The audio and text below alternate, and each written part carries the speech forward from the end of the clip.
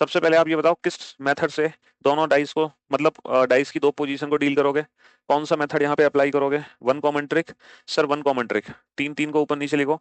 तीन से क्लॉकवाइज, तीन दो चार, तीन दो चार। ठीक है, तीन से क्लॉकवाइज, तीन पांच एक, तीन पांच एक। तो हमें पता चल गया भैया, चार के विपरीत एक है, दो के विपरीत पांच है, और तीन के विपरीत क्या होगा? सर तीन के विपरीत छह होगा। अब एक चीज हम बहुत अच्छे से जानते हैं, डाइस में टू अपोजिट नंबर्स कभी भी एक साथ नहीं दिख सकते। Two opposite number can never be seen together. दो विपरीत सतह कभी भी एक साथ नहीं दिख सकती। बेटा छह यहाँ पे है, तो जो छह के विपरीत है तीन, तीन कभी क्वेश्चन मार्क नहीं बन सकता, क्योंकि अगर छह यहाँ पे है तो तीन इसके पीछे जाके छिप जाएगा। तीन कभी क्वेश्चन मार्क नहीं बन सकता। दो विपरीत सतह कभी भी एक साथ नहीं दिख सकती। तो तीन को तो हटा दो भैया, अब बच गए दो चार पांच।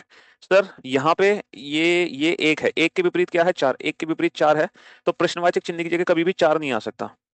अब यहाँ पे दो ऑप्शन बच गए, टू और फाइव, और टू और फाइव में से हमें नहीं पता भाई साहब कौन सा ऑप्शन सही है। तो हम एक काम करते हैं, ऐसी सिचुएशन में देखो हमें क्या करना होता है।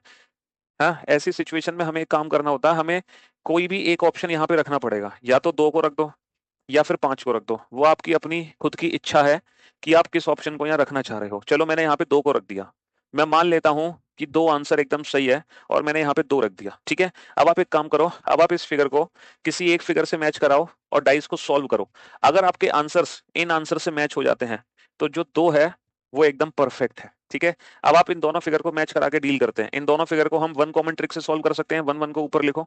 देखो वन से क्लॉकवाइज वन थ्री फाइव, और वन से क्लॉकवाइज घूमोगे तो one two six, one two six. अब आप ये बताओ, फाइव सिक्स थ्री टू, और वन के अपोजिट क्या आएगा? फोर। अब आप ये बताओ, जैसे ही मैंने यहाँ पे दो रखा और इसके साथ मैंने जो डाइस के आंसर्स निकाले हैं, क्या ये वाले आंसर्स पुराने वाले आंसर से मैच हो रहे हैं? अगर ये आंसर्स पुराने वाले आंसर से मैच हो रहे हैं, तो 100% टू परफेक्ट ऑप्शन है। अब बताओ, क्या हमारे आंसर्स मैच हो रहे हैं? टू के अपोजिट फाइव है? सर टू के अपोजिट फाइव नहीं है, टू के अपोजिट थ्री है। इसका मतलब ऑप्शन ए 100% गलत है। तो जो बचा वही हमारा परफेक्ट आंसर होगा। ठीक है, तो दो आंसर बिल्कुल गलत है, क्योंकि दो को रखने पर हमारे आंसर्स हो गए मिसमैच। ये डाइस का स्पेशल केस है। ठीक है, जहां पर हमारे सिर्फ दो ही ऑप्शन एलिमिनेट हो पाते हैं, दो ऑप्शन बच जाते हैं, तो उनको हमें लास्ट में इस तरीके से एलिमिनेट कर